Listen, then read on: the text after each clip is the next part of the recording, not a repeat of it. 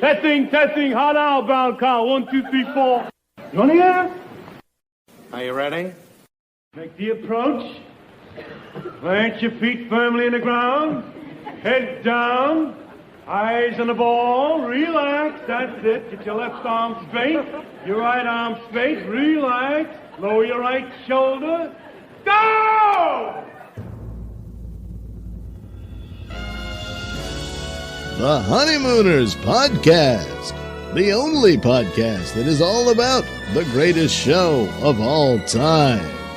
With the stars, Joe Conti and Louis Fatts.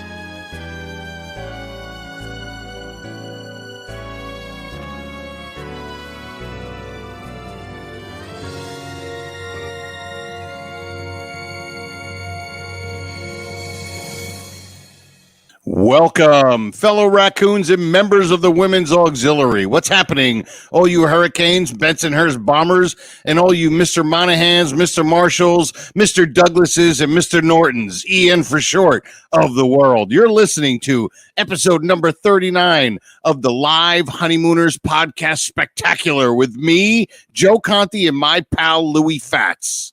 Tonight's a big night. Tonight I asked Joe to wear my pin. The only discussion-based podcast all about the greatest show of all time. And helping us along with this special event is our pal and show producer, Frank Hablawi. What's going on, Louie and Frank? There's Frank. Yeah, here Frank. I am. Oh, my God. I'm Our so producer. Yes. Our producer. Yeah. so embarrassed to be here. You make so us, embarrassed. you make us sound professional, Compliment. Frank. I like that. Complimented us. Yes, he complimented us by saying he was embarrassed. Yes. But It's we the embarrassment of riches to be on this show. It's my favorite show on the network. As long as nobody else is watching or listening to me say that, I could say it honestly. Okay, sure. 484 followers. Yes, yeah, we're magical. Yes, it's magical what we got going on here. But this is our first live episode, and it's because obviously it's episode number 39. The magical number. That number has a which meaning. It's has not a only- meaning with it's not only Larry Zonka and Roy Campanella. It's got another meaning. yes, and it wasn't the age where I first kissed a girl either. All right, so we won't even get into So that. ways off. Yeah, I know. I exaggerate to clarify, as my pal would say. But this was all put together because of Frank. Frank wanted to do this, and because Frank runs the studio, the Non-Productive website, the Non-Productive network, and most of the shows that Frank is involved with are pop culture. They're different shows, whether they're these nerd shows about this and that, TV shows, SNL. There's a show about SNL. All of that. And all that. Yeah. Stuff that Frank knows nothing about. I like the way SNL and Pokemon. Louis, same thing.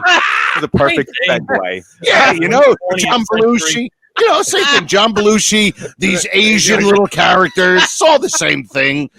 And so when Frank said, "Why don't we do a live show?" we were like, "Well, how are we going to do that?" Yeah. And Frank's like, "Don't worry, I have a great idea, and it'll not just be a live show; it will be video. So not only is it audio, now it's video of us, but we'll be able to play clips, and everybody will watch along with us. Because normally."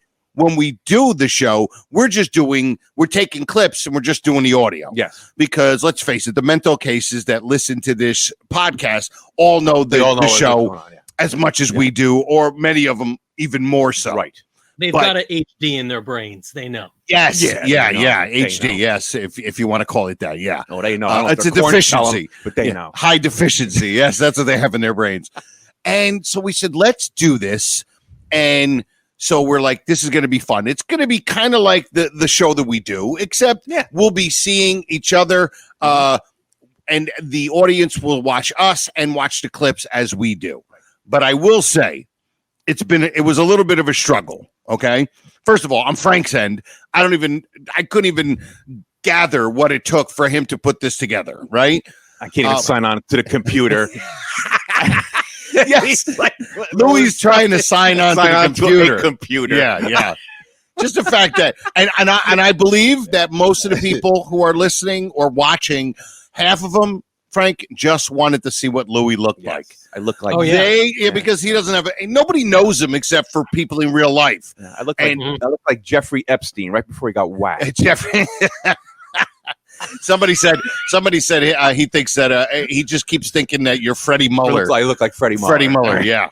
But so we're like, all right, let's get this done, and we're going to do it on this Thursday. And so what happens? We have a major tropical storm / hurricane tornado. Hurricanes. Right, yes. It's a hurricane. How are they going to know I'm not a hurricane? Well, like Clifton already turned into Kansas. Yeah. It was just so what happened was the hurricane passed through on Tuesday. We have power outages all over the Northeast, trees down everywhere. And as of this morning, Frank, he's at his own house. Undisclosed location. Yeah, undisclosed location. Yeah, Bergen County, New Jersey. Try to find him. And Frank had, as of this morning, no power. Nope. The studio, right? No Wi-Fi, right? Yeah. And Route 46 yesterday, my wife told me, was completely shut down, which is a major highway, and we're right on there. Yeah. And they said it was shut down. So it was like, we didn't know if we were going to do this. Yeah. It was like 2 or 3 o'clock when Louis said, we're good. Yeah. We're going to do this. Mm-hmm. But here's the thing. I was so nervous about doing this. Inside, I was hoping that we weren't going to get it done. Right. I was hoping. Did you get a feeling about that? Times you said it's okay. Don't worry about it. It's okay. Yeah, we'll be fine. It's in God's hands now. It's in God's hands. I'm like, in God's hands. All right, calm down a bit, but sure. And now I know. And only because I don't thrive in uncomfortable. Like and uncomfortable things I don't thrive in. And I just thought with the technology, and me and Louis are so used to doing it this way, that if we try this, it's going to be a disaster. Well, it's still probably going to be a disaster. Yeah, but that's we're already in it. For us, that's our normal show. But a different type of a disaster. Like, like I'm a disaster, but I don't like a different type of, like as long as I'm part of a disaster, I'm used to being part of. Mm-hmm. But I want to say one thing before we get too much further, because I could see the numbers of watchers going up and up and up. Okay. If you are watching on YouTube or Facebook, wherever you are, share it with your friends. Tell your friends to come on and join. We haven't started the show yet.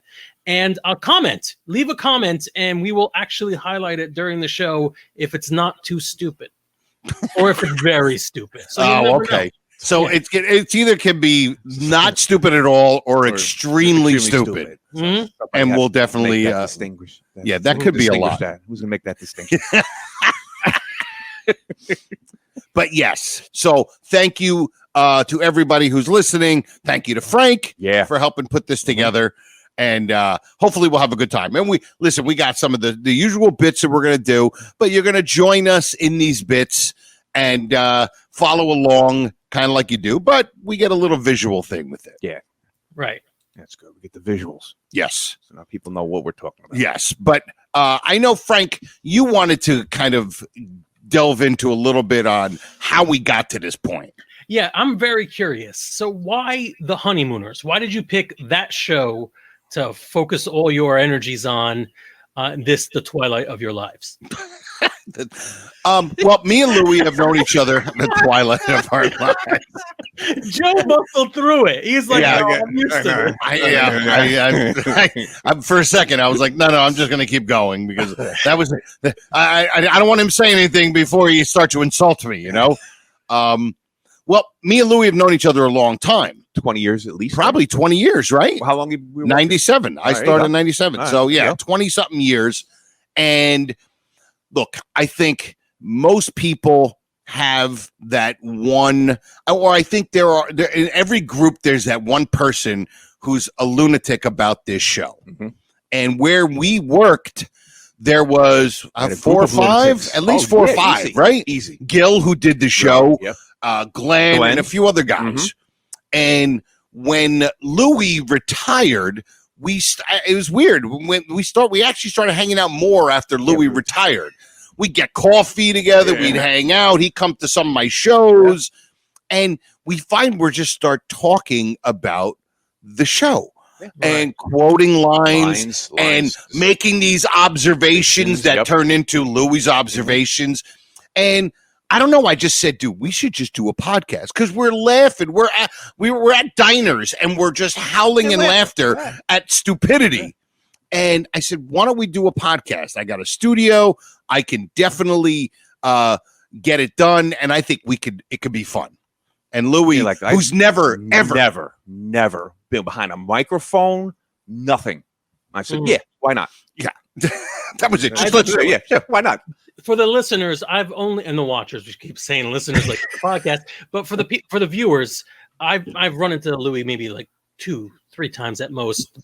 My last interaction with him on this show was him trying to get the rabbit ears working before we get the camera going. And I'm like, I didn't know we had to use the UHF thing on it. How did you end up being on the most popular Honeymooners podcast of all time? Just because I know Joe. It's the people you hang out with. Yeah. But Louis that's the thing. People think, because I'm a comic and this and that. Louis is a very funny dude because it's not like when we get together, it's me making all the jokes and Louis is just like, guffawing the whole time. Yeah, I'm doing like the Ed McMahon, like, No, Louis is a funny guy. He doesn't think he is a comic or anything. What, do you think I'm a clown? He's just I'll amuse you. But he's just a funny guy, and he was not so knowledgeable about the show, and it was like, dude, we should just do a podcast because it's just lines. I mean, just throw lines back and forth at each other. But it's not just quoting lines. Yeah, no, but that's how we started. Though it's able to take something that happened on one of 39 episodes from 65 years ago, and put it into whatever we're doing at the moment. Which is a weird thing, which a lot of people on now we're getting into like these honeymooner groups on Facebook. Yeah. You find there's a whole lot of people that do this. Yeah. They take something that's happening. They take a picture of somebody. Robert Mueller was on the news a couple of years ago. Yeah. And somebody's like, oh, you don't have to tell me. Mueller's the man for me. Yeah. And they're quoting Honeymooners with with the stuff that's going on in the news. Yeah. It was just, and I said, we should do this. I think it'll be fun. I'll just run it, and then you just sit back and just be you. And it went from the first episode, Louis like, hi, I'm Lou. How you doing? That bad. Come on. No, but he was very quiet. He wasn't close to the mic. And here with the Honeymooners Hour. By the end of the episode, he was already comfortable. And I was like, this is going to be fun. And it's just become more and more fun. It's something that you don't have to prepare, although I am prepared today. I have a piece of paper in front of me. Yeah. It's the first time he's ever brought paper to the studio, it just comes off the top of my head. Yeah. But that's it. Yeah, and we've gotten so good at the interaction between each other that I'm actually not surprised on how many Honeymooners fans like the show. Oh, yeah. I'm not surprised anymore. No, not at all. Because I'll listen to the show and I'll be like, that was pretty darn good. Yeah, I listen to it, like I always tell Joe, 15 times I listen to the show. Yes. And when you're doing it, you don't think it's that good. But when you listen to the final product, it's really good. JP Lesser, do we get to see Joe sing Swanee River before he starts recording? The comments that are just running by the screen, I mean, half of them are references I don't see. Why am I not shocked that they're references to the show? God. And many of them are just sound effects. Yeah. Brother Norton just put he's woo-woo. He's great. Yeah. Never again will I woo-woo you. Never again will I we'll try to highlight them throughout the show. But yeah, this is... So, I mean, I'm so glad you guys are having fun with it. I'm so glad people who are listening love the show so much. And, of course, Honeymooners is a classic. You can't go wrong by picking great subject matter to work on. Yeah. But if it weren't the Honeymooners, what would it be? What show would you be doing? Well, for me, it would be The Odd Couple. Yeah, that's a good one. To me, there's only two shows. If it was up to me, I would probably I love The Odd Couple. I always forget how great The Odd Couple is. Yeah. It would probably have to be All in the Family. Okay. Another iconic Good one. show. Yeah. Anybody But like in the only chat- the first 3 episodes. Yeah. I mean, first 3 would be a seasons. 3-episode log. 3 seasons. I'm sorry. Our friend Ted is doing a Odd Couple podcast. Yes, A listener of listener of ours. the show. He is now doing an Odd Couple podcast. Yes, he's done 2 already. He's done 2, and he even said it on his show. It was inspired by us. Because you guys are having a great time and it's great. Yeah. Now I know I don't want to start bringing up too many other shows because we're going to end up getting angry reacts from everyone on Facebook and YouTube. You can't even angry react on YouTube. They'll find a way. So I do have another question. How did you first start watching the Honeymooners? A friend of mine, this is back in the 70s, started watching it and started talking about it. And I watched it on and off. And then just by him talking about it and watching it, I started watching it.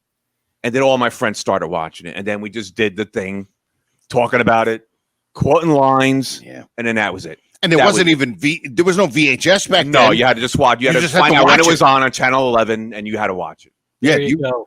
Yeah, we're all New York, New Jersey area, North Jersey people. So WPIX. Yeah. WPIX. Yep. WPIX Channel 11. Channel yeah. 11. How about you, Joe? I started watching it, I would say, like when I got out of high school, because it was on at night. It was like Honeymooners, then Star Odd Trek. Couple, no, Honeymooners, Odd Couple. No, I think it was Honeymooners, Odd Couple, Star Trek. Star Trek. Yeah. And because, I'm 17 and if I wasn't out during the week, I wasn't going to sleep until 12:30. And so I started watching it then. But I remember watching Saturday morning or Sunday morning Abbott and Costello with my dad. That's Sunday morning. Sunday morning. The movies? Yeah, the movies. But Sunday morning. my dad and my uncle used to always say how sweet it is. Okay. Mm-hmm. And I think that was ingrained in my head. And I also was a big Flintstone fan. Right. And so the Flintstones, obviously, it was a takeoff from the Honeymooners. And that's how, and then after my friend Otto passed away in 2014, because I used to know the show, but I didn't know it. Well, in my depression of losing my friend, because we used to always talk about the show, I delved into it in such a dark way where I was watching 6 or 7 episodes a week. And now I'm like what we call a DEFCON 3, where we know every line, every movement of every episode. Every song he ever heard. Every year they do a marathon of the Honeymooners. And it's one of the things you can't miss. It's either Twilight Zone or the Honeymooners. Usually during New Year's. Yeah. Sometimes it's Christmas time. We got one clip to start us off on. I'm going to play that right now. You're going to walk down memory lane, and then we're going to do the show the normal way that everybody's excited about. Again, leave comments in the chat. We'll highlight them during the show, and enjoy. The Saturday movie will continue after these messages. One of these days. Don't miss the fireworks this fall. It's the Honeymooners like you've never seen them before. Join the celebration as dozens of outrageous, hilarious, all-new Honeymooner episodes make their broadcast television premieres. Catch all the fireworks with the Honeymooners. All new episodes, Sundays at 11:30. I can tell you those were not all new episodes. Those were all remixed episodes from 1985. Yeah. So in 1985, They came out the Lost episodes? That was when the Lost episodes came out in 85. And that's probably when that came out. Yep. That's what we just Oddly enough, think about it. That was WPIX. I'm just seeing this for the first time. Like, I don't remember that. But think about it. They never, ever show them.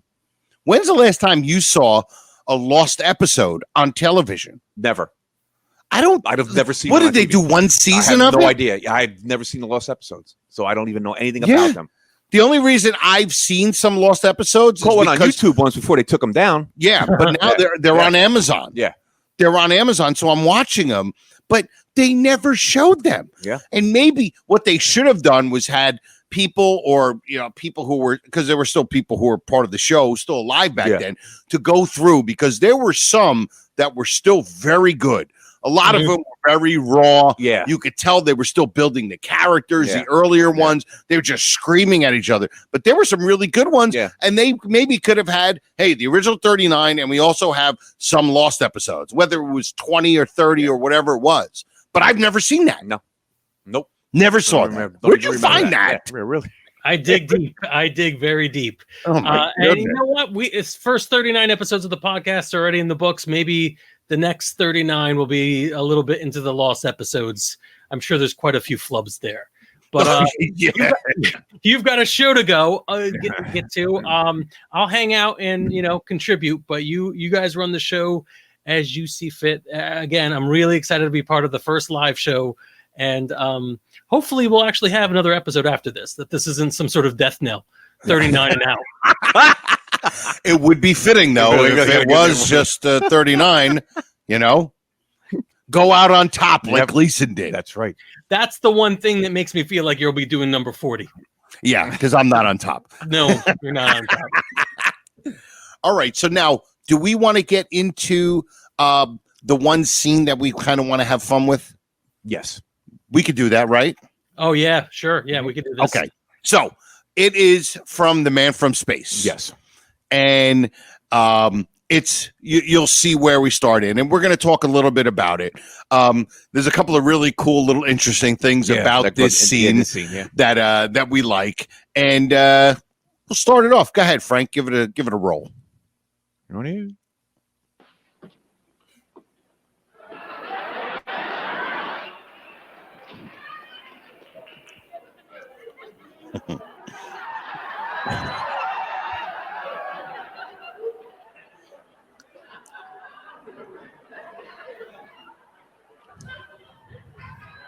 Bonjour, everybody. Happy Chow Fai to you. How do you like it, Al? I just thought I'd slip it on and see how it felt. Get the feel of it, I love the way the vest is misbuttoned. Supposed to be? I am Pierre Francois de la Briosky. Well, who is he? Who is he? You never heard of him? No. Oh, he's been a childhood hero and idol of mine since I was a kid. Oh, okay. Well, what was he, a king or something? What, you kidding, a king or something? Oh, Pierre Francois de la Briosky was a great man. He designed and built the sewers of Paris. Well, it certainly is quite a costume, isn't it, Ralph? That is the most ridiculous thing I've ever seen in my life. Methinks I detect the presence of the green-eyed monster. You don't detect nothing. I'm not jealous of you, Norton. Just remember, any dope with $10 can rent a costume. And on top of it, you stole the idea from me. Pause it, Frank. Okay. All right. First of all, Louis made a great observation a couple of episodes ago. All right, about this. And then we saw it in a couple of the Facebook groups. Yeah. And it was a great observation. And it was because when Ed first had the costume, it was in a box.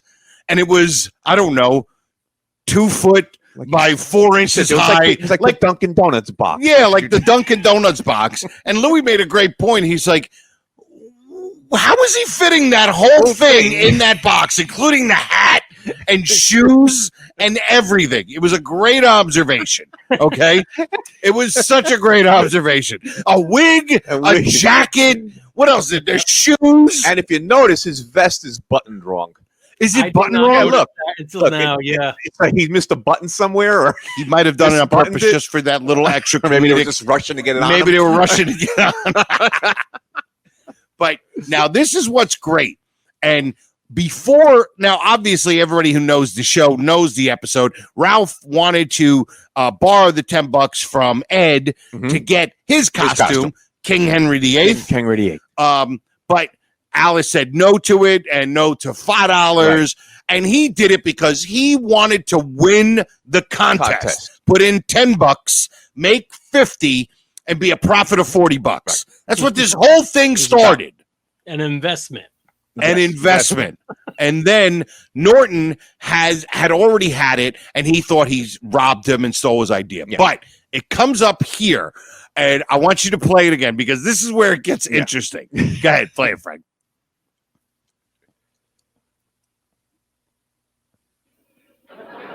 In the words of the immortal Pierre-François de Pliotski, la plume est donc c'était bon, et comment les constitue. Now, what is that supposed to mean? It means wait till tomorrow night and see who the judges pick as winner at the costume ball. You don't frighten me, pal. You think you're going to win that ball? That gives me a laugh. I think you're going to win that ball. All right. I'm the one that's going to win it. Oh, you're going to No, don't. No, I wasn't interested in going into the contest. Not at all, pal. But just to teach you a lesson, once and for all, I am going into the contest with my own original costume that I will make up myself. It's not because I want to win the $50. It's not because I want to show off my talents, how good I am at originating things, but only to teach you a lesson. Now, what have you got to say to that? In the words of the immortal Pierre-François de la Broski, le plus... All right, pause it for a second. Pause it. All right, this is great. Go ahead. Yeah, this is like the whole premise of it. Like, he says he had no intention of entering and winning the ball. Winning the ball, right? Ball. Right. I actually say the contest. He said the ball. And, but that's the whole premise of it. Yeah. So that was his whole intention. He went to Ed's job to borrow money so he could be in the contest and win it. Now he's like, I never wanted to be in the contest. Never, not at all. Not at all. Because he said to him, I invest 10, I win 50, I profit 40. Yeah, all of a sudden the money's not important. Right. He's saying it's not has nothing to do with winning the money. Just to prove a point to you. And he said, I never wanted to get into the contest before. What do you mean? That's what the whole episode was. What are you talking about? He's lying. And then he's like, not because I want to teach you. He doesn't want to do it for any other reason except to teach him his friend a lesson. It's like, no, you're doing. Oh, yeah. With Ralph Cramden, I think that's the one thing he was very noble. No. But yeah, it's just so great because he is so ridiculous. It's not even close. No, he went from one extreme to the complete other extreme. He went from, I got to do this. I want to win this. What did he say? How did he goes, I didn't want to. Up until this point, up until now, I didn't want to be in the contest. I had no intention of entering this contest. Yeah, no, until now, that's all you wanted to do and was be in this contest. It's so idiotic. And get the $10. All right, you can continue with Frank. Oh. Takes a second. There we go. We can break it up right now. Dinner's almost ready. Ed, where's Trix? She's upstairs. She's come down a little while. They can sit down and eat first. I'll wait. Won't hurt me to wait a couple hours to eat. No, it won't hurt you, but it'll be tough on the farmers. That's a brilliant joke. Take a look at the roast.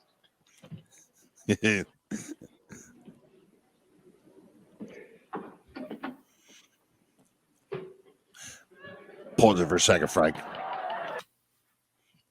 Okay, right here in this scene. Yeah. This is probably maybe the only time where you actually see 4 chairs at that table.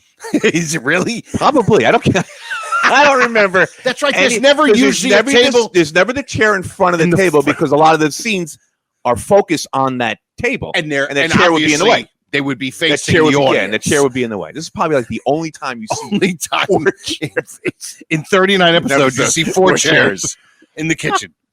All right, go ahead. All right, roll it. Roll them.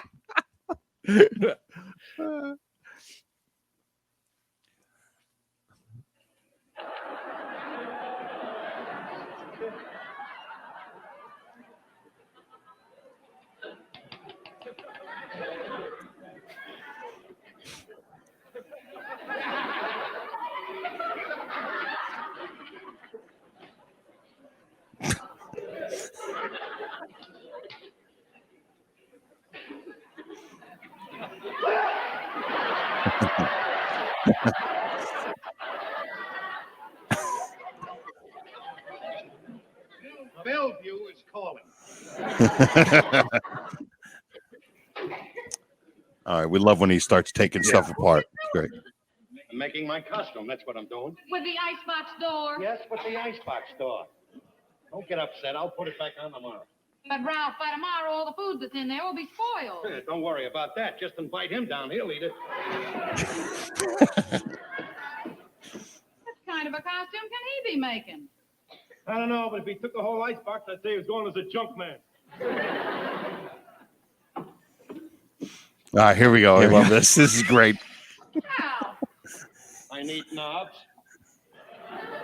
Said use your imagination. Well, my imagination says I need knobs. Well, that's just great, Ralph. Now, supposing I need something in that drawer, how am I going to get it open? There's nothing that you'll want that's in that drawer that can't wait till tomorrow.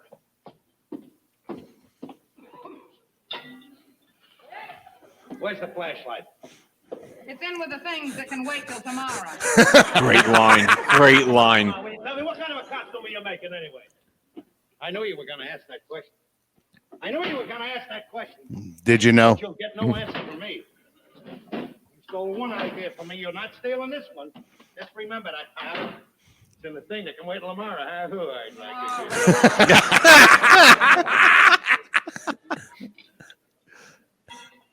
All right, you want to pause it? Yeah.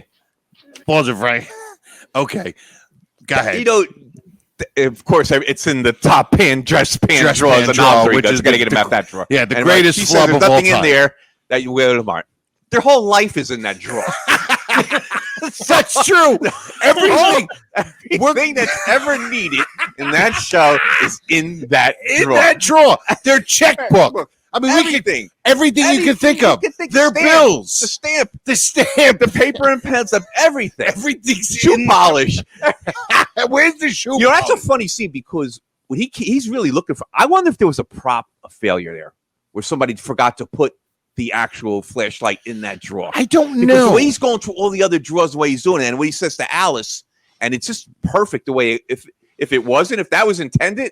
It was perfect. Yeah. It was perfect. And if it wasn't intended, it was perfect. Right, because he had to actually hold on to the screws to pull it Well, out. yeah. And the way he goes, it's in the thing with the I mean, it's really, really funny. And then she just points, it's probably in there. The way she said it, kind of like things looked like to me like ad-libish.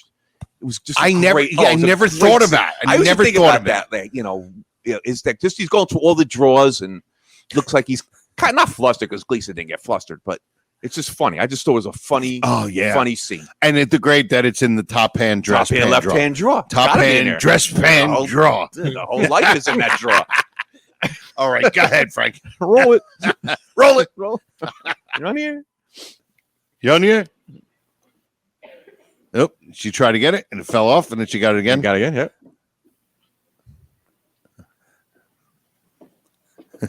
I love the way he just grabs the chair. I don't know. There's just something funny about it. The way he just. It's not like he was out there looking for that chair. No, he decided the chair will do. I'm making a costume that's going to make a fool of you, pal. That's going to look like a piece of French cheesecloth when I'm finished. And you are going to look even sillier than that sissy hero of yours, that Friaski or whatever his name is. A great man who designed and built the sewers of Paris. Sure, he built the sewers of Paris. Anybody that dresses like that's got to have a place to hide. Such a great joke. You can go so far, Rob. I'm not taking any more of this. I don't care if you insult me. You can call me anything you like. But when you insult Pierre-Francois de Lebrowski, you insult the honor of France. I challenge you to a duel. Do you have any seconds? I got 2 seconds. I got 2 seconds. And you better use them. Get out! Get out!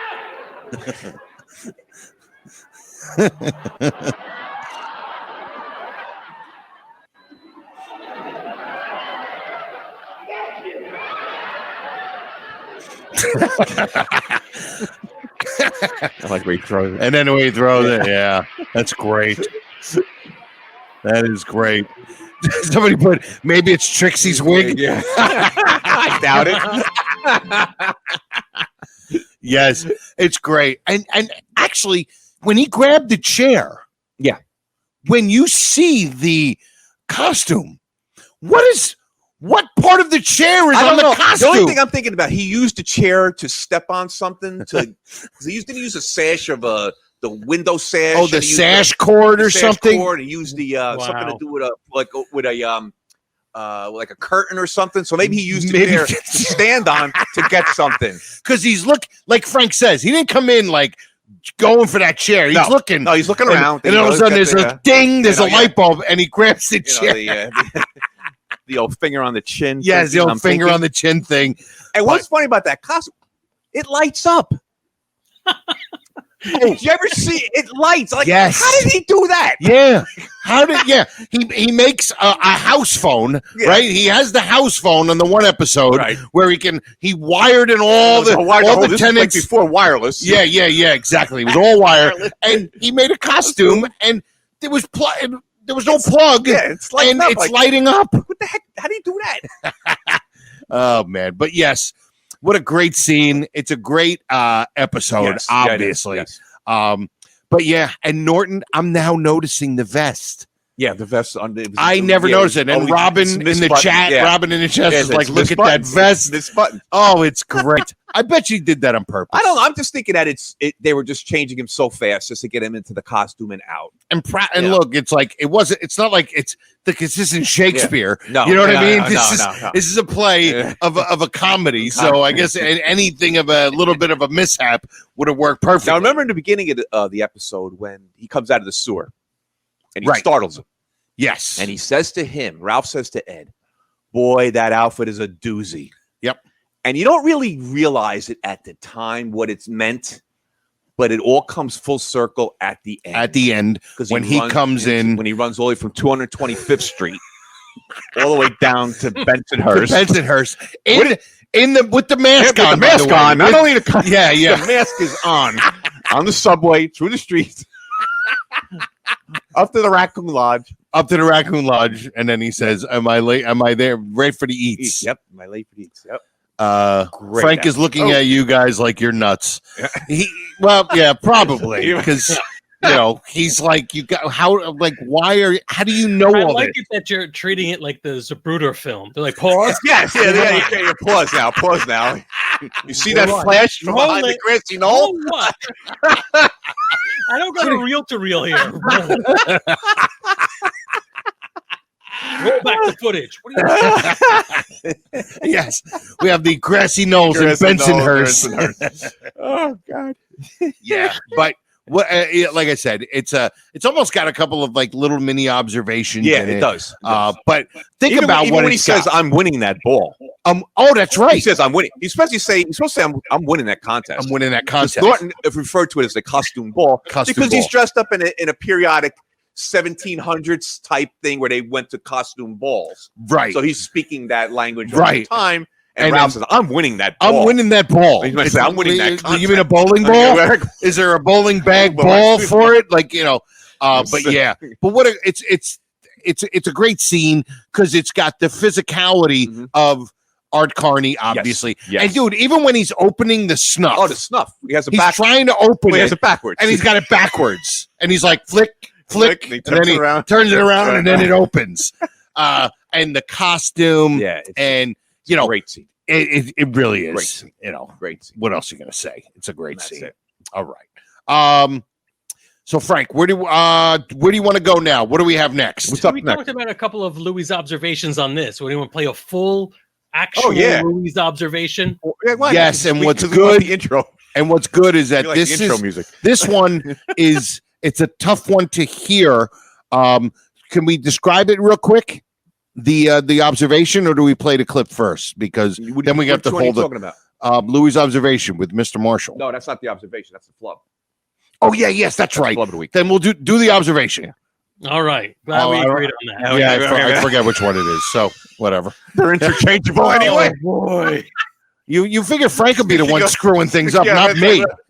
I literally have all the buttons. I'm just proud of myself that I signed on to the computer. Yeah. That's like a technological milestone in I'm my not life. sure if Robin is talking about laughing at everything we're doing or everything the honeymooners are doing. No, I'm not sure, but either way, it works. It's probably the show. Yeah, probably. It's not us. It's All right, let's go to that Louis observation. all right. Go. All right, here we go. And now, from the observation deck overlooking the Johnson Building at 328 Chauncey Street, the Honeymooners podcast presents Louis' Observations.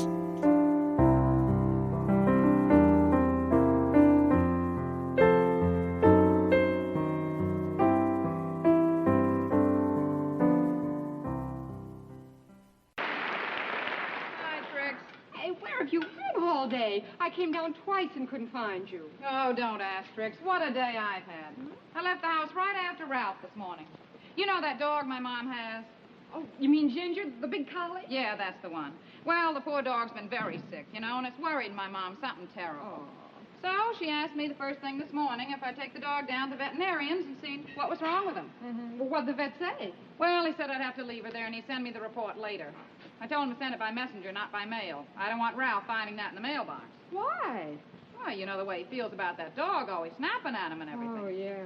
That's why I don't want him to know I'm spending any money on it. Mm-hmm. Trixie, don't breathe this to a soul, not even to Ed. Guess how much it's costing me? How much? $10.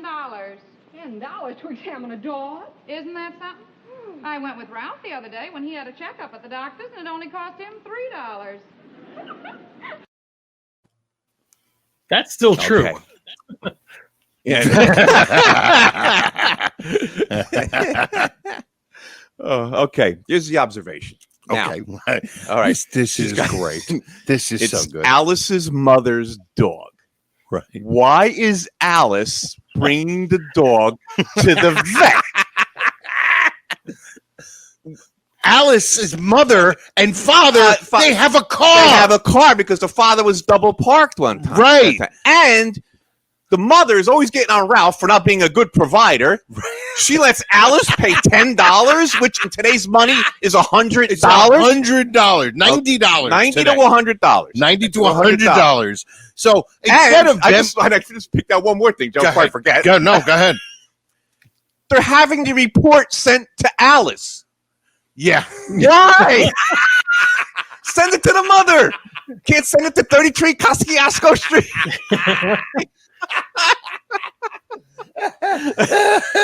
That is so great, dude.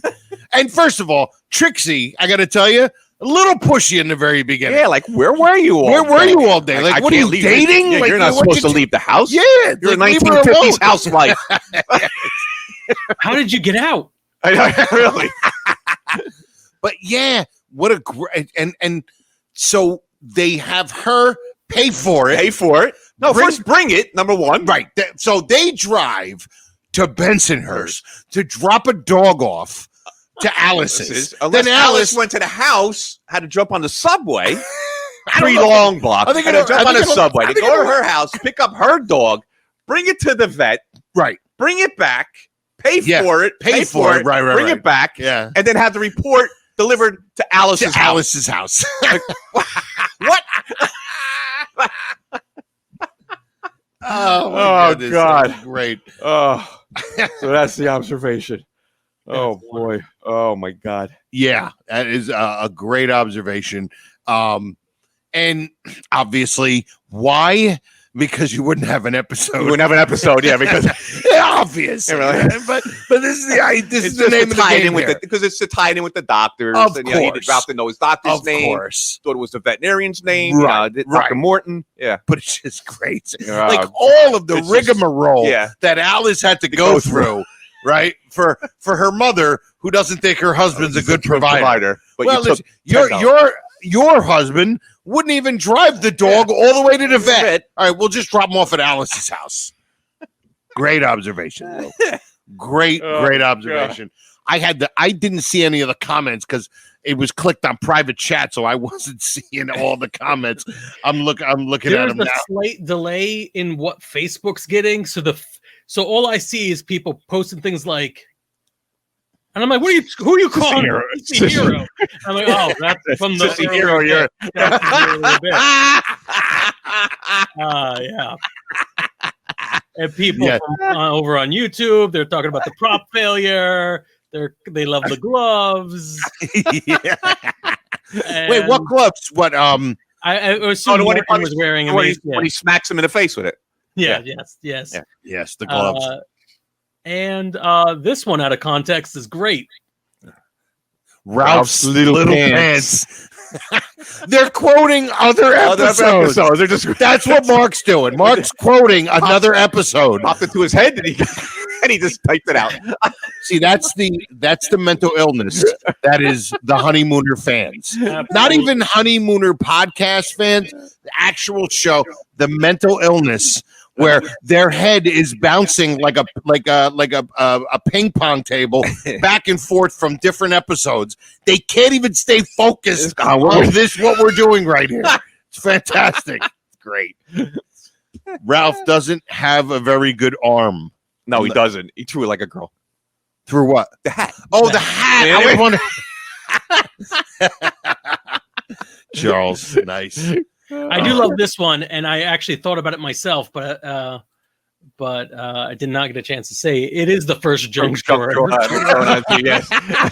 That's so true, brother Norton. The first junk drawer. I appreciate that one. We're going to do an episode where we're going to list. Yeah, we're actually going to list everything in that drawer. List everything that was in there. List them, and we can put it out as a patron only. You want a full list of everything in that drawer? No, on Patreon. You got to pay to hear that. Pay for the list. Pays to buy the best. No, you got to pay to put the effort in because someone's got to sit there and log footage and be like, okay, you have to watch 39 episodes. 39 episodes, yeah. And you're just watching it, and then you have to perk up whenever they go near the draw. Yeah, that's what's going to happen. Oh, man. After that throw, Mark says, after that throw, Ralph couldn't play center field for the New York Giants. I think Willie Mays had that. Had a WPIX commercial for 80s Giants. But I don't have that queued up. God. All right. Willie Mays had that down. Yeah, I think he was Ralph was going to move him out. Yeah. All right, what do we got next? Should be a flub, right? Yeah, we could do a flub. We could do a flub. Oh, yeah. Oh, we need a flub of the week. Yeah, I think this is the one where the audio is a little hard to get, but it's there. Okay. All right. All right. Let's go.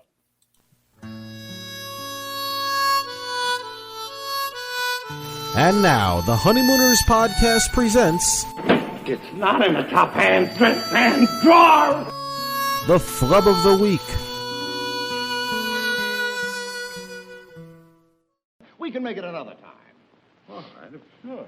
You don't mind if we call it off tonight, do you? No, sure. So I've got a better idea. Say, why don't both of you come over? I think I could learn more about the game by watching the two of you play. Oh, there's my car. Yeah, I'll be expecting you at 9 o'clock. 1149 Park Avenue. See you later. Yes, sir, mister. Hi, Mr. Marshall. Marshall. Okay. All right. We're going to have to play that again for them. But all that film again. Now, this is the flub of the week.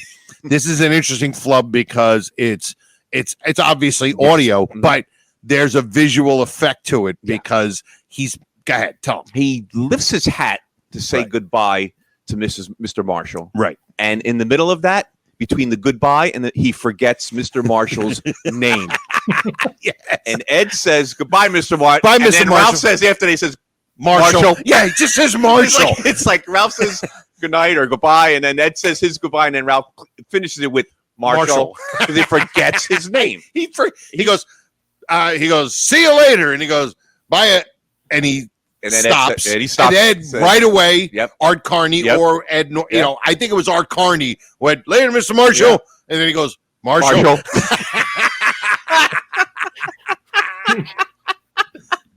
So now that you know the flub, can you play it again? We're going to play it one more time, and because apparently we have like contractual obligations. We're going to play the intro too. I don't care because we get to hear the greatest flub of all time. So go ahead. We love the intro. We can listen to this all day. Go ahead. All night.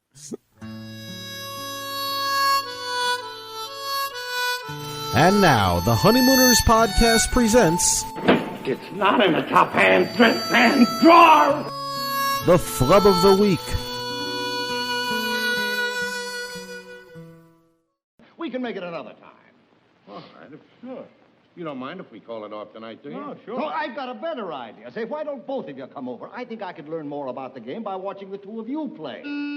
Oh, there's my car. Yeah, I'll be expecting you at 9 o'clock. 1149 Park Avenue. See you later. Yes, sir, mister. Hi, Mr. Marshall. Marshall.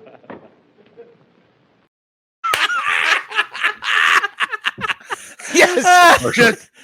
Marshall. And I love the way he goes, oh, there's my car.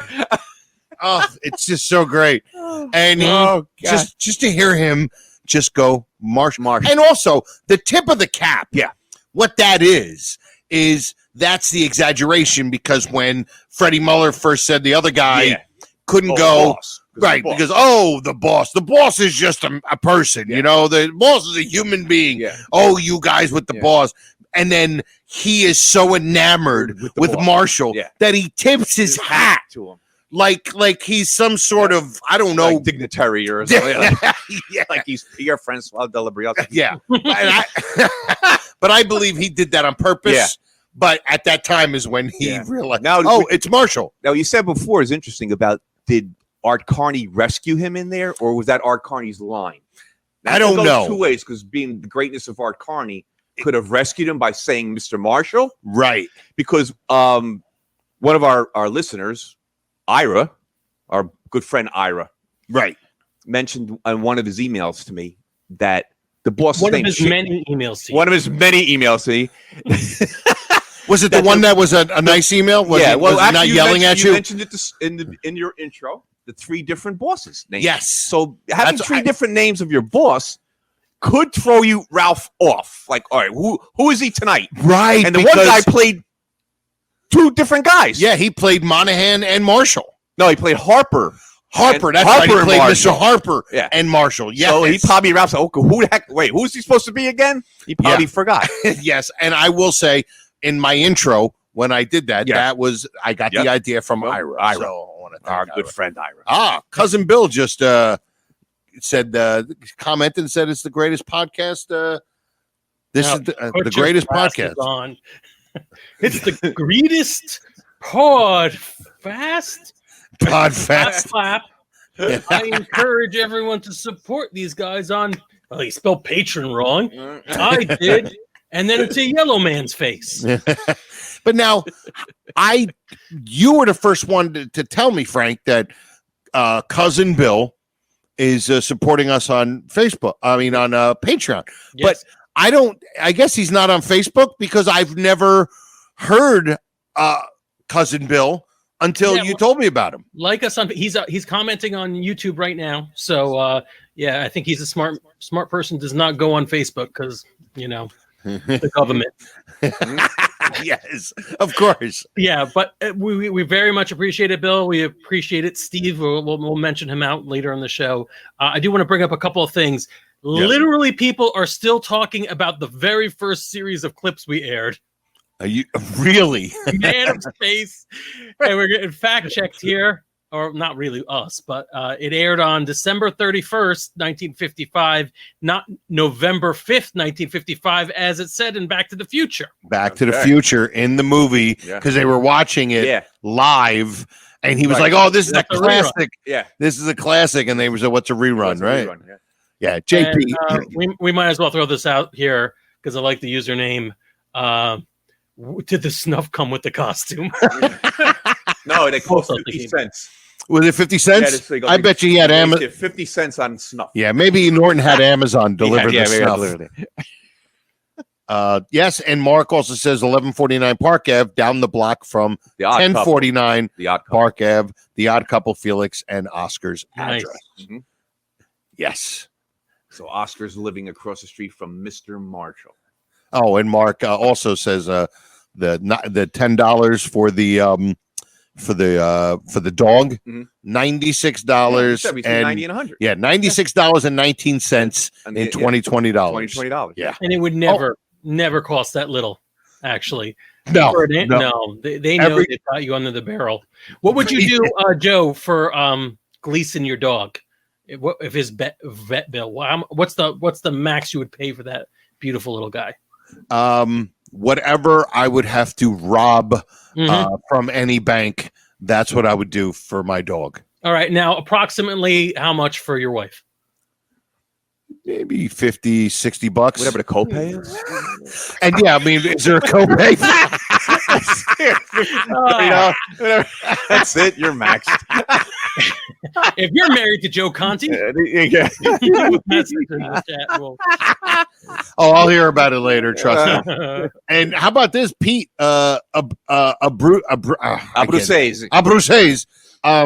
Talking about the getting the dog and everything. How did her mother contact her?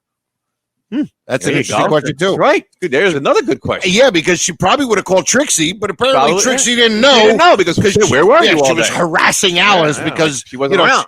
She wasn't home all day on a Tuesday. Another good one, Pete. The funny thing is with this observation, I didn't think like at first I was like, yeah, no, I've done favors for my parents before. It happens, whatever. But the more Louis builds up on it, the more you're like, how? What? Yeah, it's the logistics. It's the logistics yes. of it. It's absolutely ludicrous. Oh, it's reality. It's ludicrous. It's hysterical. Absolutely. Hysterical. Oh, man. But what a great flub. Great flub. Oh, gosh. What do we got next? What are we doing next? Do we have anything else? So this is another controversy, and maybe you'll win me over because, again, flub of the week or the Louis observation. I was like, I don't know. I could justify it, and now I'm blown away. But the joke that didn't land, I'm not sure about how hard this didn't land. I think it kind of did. Maybe landed it enough. Okay. Want to play the bit, or we want to set it up for? All right. I don't know what it is. Oh, yeah, it's the belt. Yes. Oh, okay. All right. The Honeymooners podcast presents. I wouldn't send a night out on a dog like this. Don't you get it? I wouldn't send a night out on a dog. No, I don't get it. I don't think it's funny. Jokes that didn't get the love that they deserved. I heard him.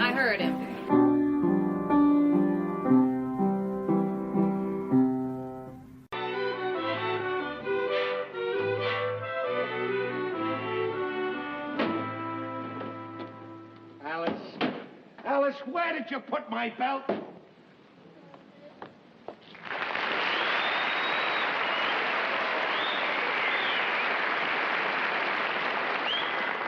Right here on the table for you, Ralph. Why do you have to hide everything? All right. First of all, a little chuckle. A little bit. I think it's a funny joke. Yeah. And first of all, they're all still applauding. Well, yeah, they're applauding for her. Like, they're applauding for her. They don't even stop. I mean, all right, enough. Yeah, let them get it done. Yeah. And whistling. There's a lot of for Audrey Meadows. Was there whistling? No, there was. Really? We can play the whole bit again. A couple of wolves in the audience back in the day. There was always those wolves out there. Yeah, a couple guys hanging out of Hollywood and Vine. But yeah, so I think it's a funny line. I don't think it got the love that it deserved. But also, he's also looking through the top hand dress pan drawer. He's looking for his probably belt. Figured if it's not in this drawer, what's the point? It's nowhere in this house. It can't be anywhere. It can't be so anywhere. That's why he figured she's hiding it because it wasn't in the top hand dress pan drawer. And that's what's funny. He's like, where's my belt? It's right there on the table. There's nothing else on the kitchen table. The only other prop in the shot. Yeah, that was it. You were like, oh, wow, Ralph's in a robe and there's a belt. What's going to happen here? Yes, of course. I know this. It's a little further back, but Robin put, "You bunch of weirdos, to catch that flub is brilliant." So that's all for Louis. But yeah, I just thought the joke could have gotten a little bit more. Yeah. But listen, I got about 12 or 13 of these that we're still going to go through. Oh yeah, so got to go through them. But yeah, so I just thought it could have gotten a little bit more of a laugh. Yeah. But they were too busy hooting and hollering about her. For all.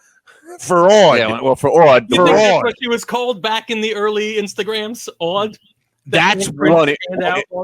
Our last episode, 38, we did a flub, and it was Gleason accidentally. Yeah. Because supposedly that's what he Well, called he called her Odd. I Odd. read I just finished the book, Love Alice. Yes. And you always refer to her as Odd. Odd. Yep. And which is kind of a cool. Yeah. Cool bit of trivia. Yeah. And cool little nickname, Yeah. Hey, Odd. It works. You know what else she said in that book? In Dial J for Janitor, he actually got stuck between the pipes. No. He was actually stuck. Really? He must have purposely thrown him, just squeezed himself as far in as possible. So even when the scene was over, they had to probably push him out or something. Push him out or something. Or just grab by his leg. Wow. Because the scene ends there, and the firemen just come in. Obviously. And the firemen come in. Right. And Monicati and the cop. And the alien. Yeah. The alien the guy, in white. yeah, I don't know what that hazmat thing suit. was. Yeah, the guy in the hazmat suit. Right. Oh, wow. so that very was, she good. said that. I She did said not know that. She said he actually got stuck. Awesome. Another awesome piece of trivia. Yeah. Yes. Oh, just firing that trivia away. Wow. We have we've hit almost an hour. Wow, good. And we still have a trivia question. And we still got a little trivia. And the cool thing, how far behind are they in the chat? It's hard to say. We could play a little game with them right now and say, pick a random name of a character you want them to write in the chat, and we'll see how fast it pops up. So you guys pick a character. Let's go with what's his name? Yeah, it's a good one. That's a real good one. Yeah, the Atomic Passion. Atomic Passion. Oh, Wallace. All right, Wallace. Leave Wallace in the chat, and we're gonna figure out how long it takes. I'm at a minute five and 15 seconds when we said that. So we'll wait until Facebook and YouTube pops up with Wallace. I hope that's on some sort of list. Well, Wallace. The government's gonna be like, what? Yeah, like what? Wallace. Wallace is what's his name? Ronnie Burns. Ronnie Burns, which is George Burns' son, who played in that episode, Young at Heart. Mm-hmm. And I did read that episode they filled the 1,500 seat theater with mostly teenagers. Yes, you could hear them screaming and hollering. When Yeah, that was the one where she was like, "Easy, steady, easy, don't fall down, steady now." I wanted to choke that woman. I'm so angry with her. Probably somebody's grandmother today. That was me. yeah, exactly. Listen carefully. That's me in the audience yelling, "Easy, don't fall down." Man, I would go to Comic-Con and get signed autographs for that. Oh yeah. Yeah. Oh yeah. If somebody can authenticate it, that's her. Yeah. I noticed that a few people who are commenting now are the timestamp was like from almost 10 minutes ago. So there's like a delay in when we get it, and there's a delay when they see it, and this is probably tedious. Okay. But I'm going to go maybe at least 10 minutes. Yeah. So you know what? While we're talking, I should give the trivia question. Let them answer the trivia question. Yes, sure. But I mean, we already have the theme music, so we might as well spend a minute listening to it. Yes, go ahead. Do we have theme music for the trivia? I think so. Yeah, I think so. I found some. I hope. Yes. Yeah. Go ahead. There you go. Well, we'll see.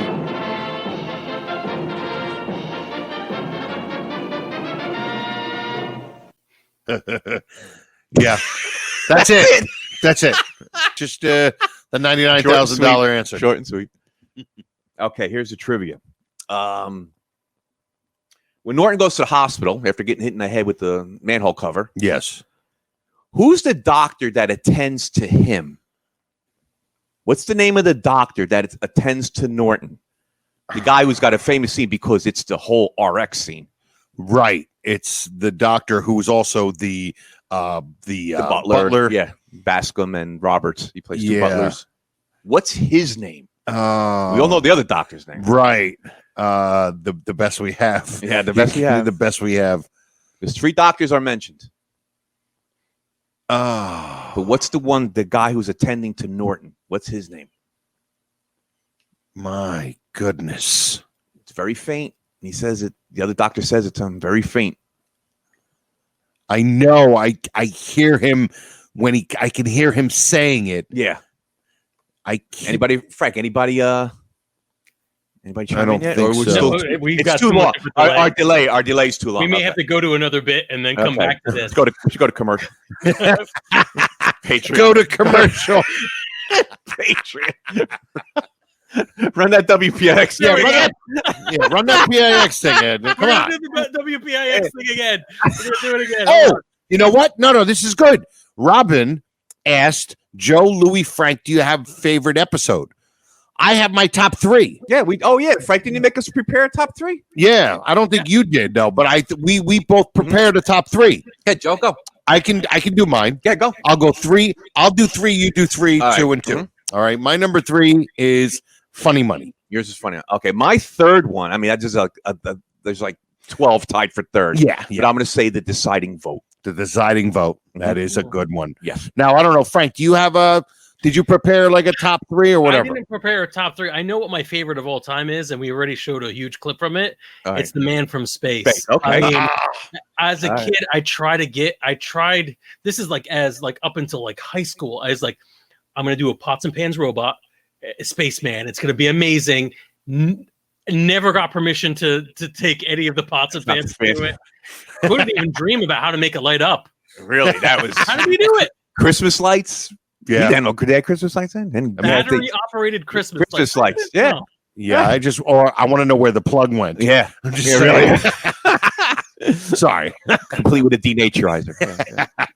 Yeah. All right, Joe, your second? So my second is A Woman's Work Is Never Done. Okay, so that's the maid. With the maid. That's me. Okay, Yeah, my with second the- one is I know your second Funny one. Money. Funny Money. Yeah.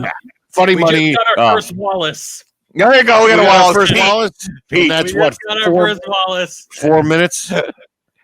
Yeah. Oh, there's Ted.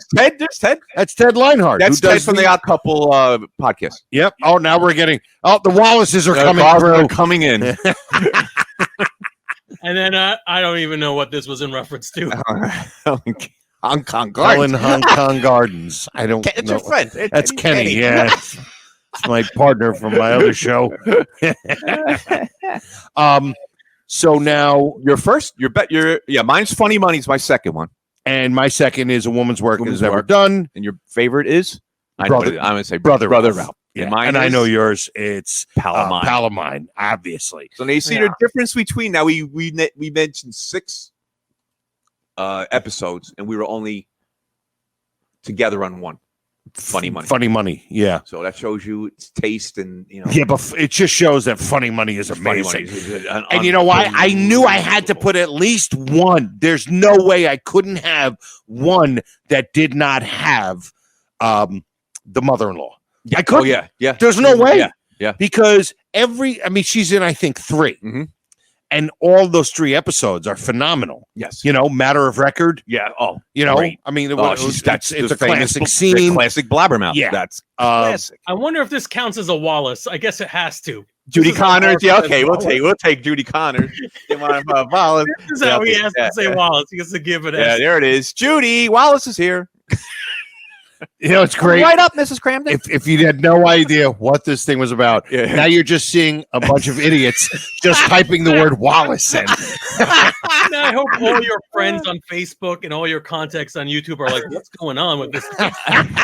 Who's this Wallace guy? So let's go through the trivia one more time. Okay. By now they should probably be hearing it. Yeah. Okay. So want me to give it again, Frank? We'll go Yeah. over it? Let's Okay. go one more time. All right. Well, when Norton winds up in the hospital at the Bushwick Hospital, he calls it Bushwick Hospital. I believe. Bushwick Hospital. Yep. And we after got hit in the head with the manhole cover. Who was his attending physician? The guy he actually says RX to. I thought. Can I Take make string and guess? I thought it was, like the name was Beechwood or something. No. Mm-mm. Any returns coming in? Doctor. I don't know. We may be getting Chester Barnes. Is that an answer? No, that's a name, but now they put Wizard put Nat Birnbaum's son, which is Wallace. which is Wallace, obviously. George Burns. idiots. Vincent, Discala put Lulu. Jose. I mean, they're not Jose. Yeah, that's good. Swanee River Jose. Yeah. Get a little. Now they're just blurting out names. This is not even.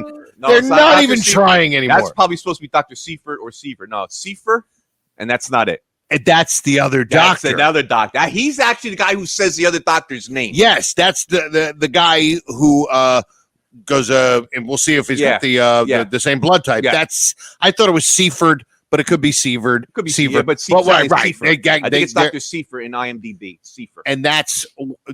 Yep. Mark said No. Seifert. Not, I coming up don't. empty. I don't know. So you could give the answer now because they're Yeah, still they're probably typed behind. it in, right, Frank? They probably typed it in already. It's probably just not getting to us. It's possible they didn't. Yeah, it's not getting to it yet. All right. So I'm gonna get that. Dr. Hyman. My Lord, I don't remember that. Dr. Hyman. I do not remember. Dr. Hyman, Dr. Seifert, and Dr. McDonald is the guy who takes Ralph's blood. Yes, You don't see McDonald. him. Right. You don't see him, but that's Right. where the nurse goes down to Dr.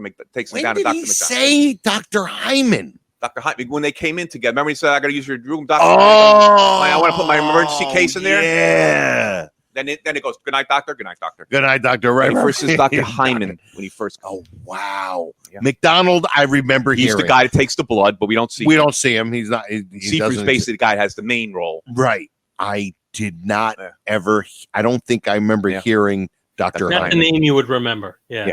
Yeah, obviously, because I'm a child. I Yeah, meant now, you specifically. That's a name you. You- yes. Oh man. Well, what do you think? I think this was great. yeah. It was a lot more fun than I thought it was going to be. It was a lot less scarier than Yeah, I thought it was going to be. really scary. Yeah. Especially when I had to have a computer in front of me.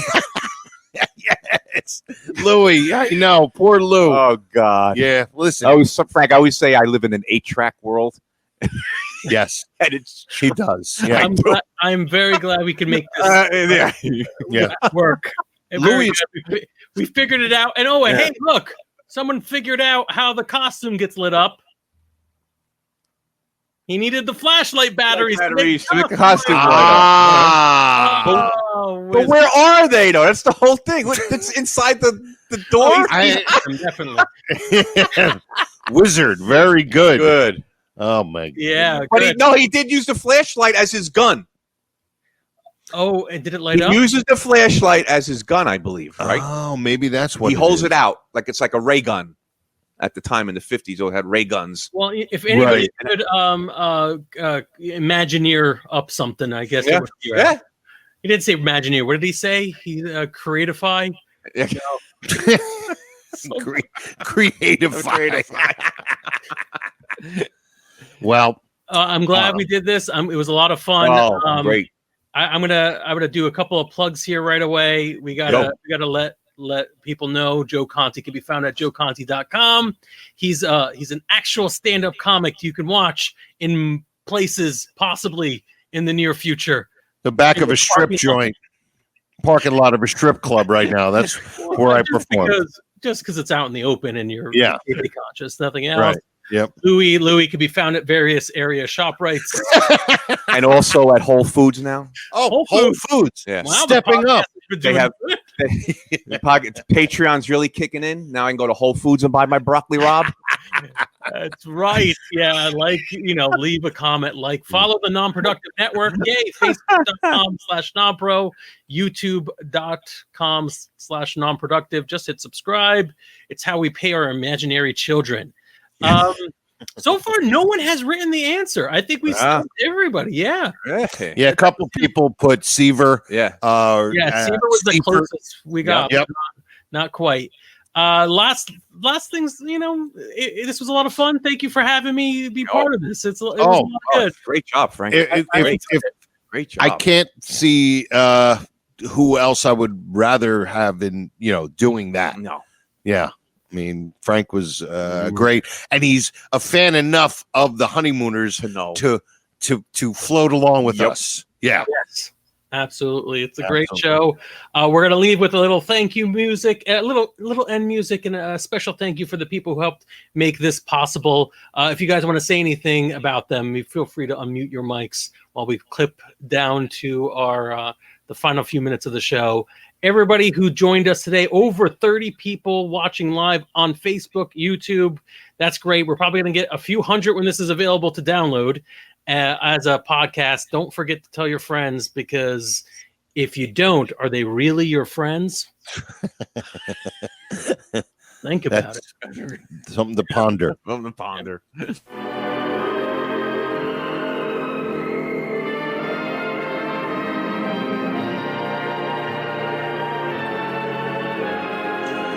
All right, everybody. Thank you so much. And for me and Louie and Frank, we'll see you next time. Night all.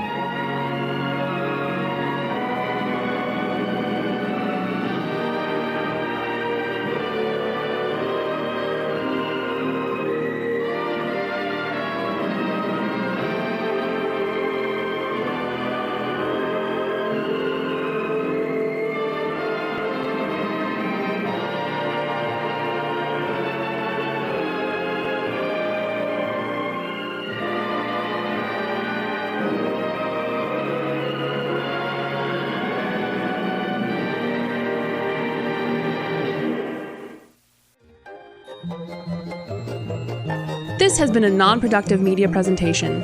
Executive producer Frank Hablawi. This program and many others like it on the Non-Productive Network is distributed under a Creative Commons Attribution Non-Commercial No Derivatives license. Please share it, but ask before trying to change it or sell it. For more information, visit non-productive.com.